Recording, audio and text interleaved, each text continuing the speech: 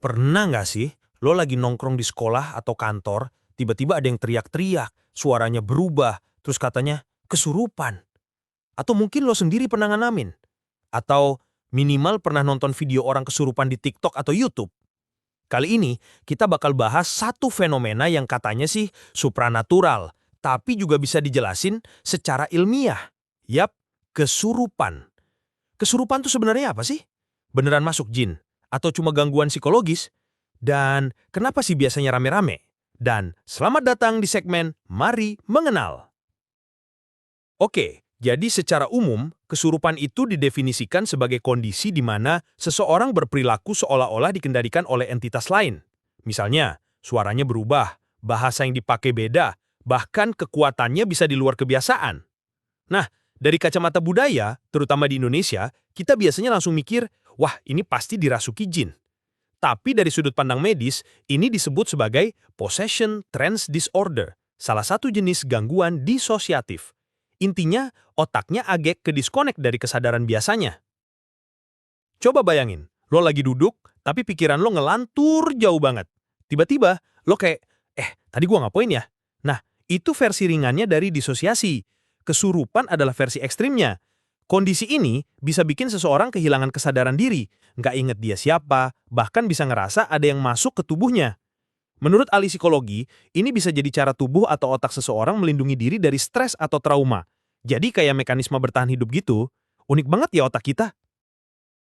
Sekarang, kita geser ke sudut pandang budaya.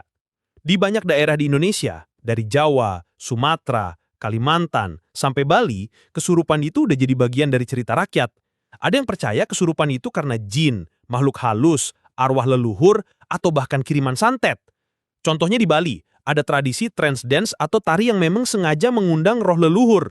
Dan anehnya, di masyarakat seperti itu, kesurupan bukan dianggap gangguan, tapi justru semacam penghormatan. Kita bisa lihat di sini bahwa kesurupan bukan cuma soal medis atau mistis, tapi juga sangat dipengaruhi oleh budaya dan kepercayaan. Lo pasti pernah dengar berita kayak 20 siswa kesurupan di sekolah X. Kok bisa rame-rame? Nah, ini disebut sebagai mass psychogenic illness alias penyakit psikogenik massal. Bukan karena virus, tapi karena sugesti massal.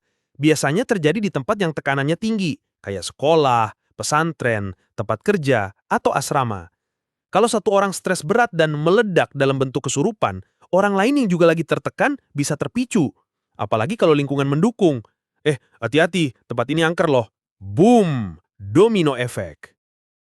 Secara umum, pemicu kesurupan itu bisa macam-macam. Stres berat bisa dari keluarga, sekolah, atau kerjaan. Trauma masa kecil, ini sering banget jadi akar masalah. Tekanan sosial dan budaya, kayak ekspektasi atau kepercayaan turun-temurun. Kurangnya dukungan psikologis, di mana orang nggak punya tempat buat curhat atau pelampiasan. Jadi bukan soal iman lemah ya, tapi lebih ke kesehatan mental yang belum tertangani dengan baik. Nah, gimana cara nanganin orang kesurupan? Ada dua pendekatan nih. Satu, pendekatan medis. Biasanya lewat psikoterapi, konseling, kadang perlu obat-obatan tertentu kalau udah masuk kategori gangguan mental berat. Kedua, pendekatan spiritual. Ini umum di Indonesia. Bisa lewat ruqyah, doa, atau ritual tradisional. Kadang ini bikin pasien lebih tenang karena sesuai dengan kepercayaan dia dan keluarganya. Yang penting, dua-duanya punya tempat masing-masing. Gabungan pendekatan medis dan spiritual bisa jadi solusi paling lengkap. Pertanyaan besarnya, kesurupan itu nyata atau enggak? Nah, jawabannya iya dan tidak. Kalau lu bicara dari sisi pengalaman, iya, banyak orang ngalamin, dan mereka benar-benar ngerasa ada yang masuk. Tapi kalau lo lihat dari sains, itu bisa dijelaskan sebagai gangguan kejiwaan atau psikologi. Jadi tergantung dari lensa mana lo ngelihatnya, dan itu sah-sah aja. Kesurupan bukan cuma soal jin atau medis, tapi juga tentang stres, trauma, dan kepercayaan. Kita nggak bisa ngejudge orang yang kesurupan itu cuma acting atau bohong. Kadang itu teriakan batin yang terlalu lama ditahan. Jadi, kalau lo nemu teman atau saudara kesurupan, jangan panik. Tenangin dulu. Dukung dia, dan kalau bisa, bantu dia dapat bantuan profesional juga. Thanks sudah nonton videonya sampai sini. Kalau lo pernah ngalamin atau lihat kesurupan langsung, share di kolom komentar ya. Like, share, dan jangan lupa subscribe. Sampai jumpa di episode selanjutnya.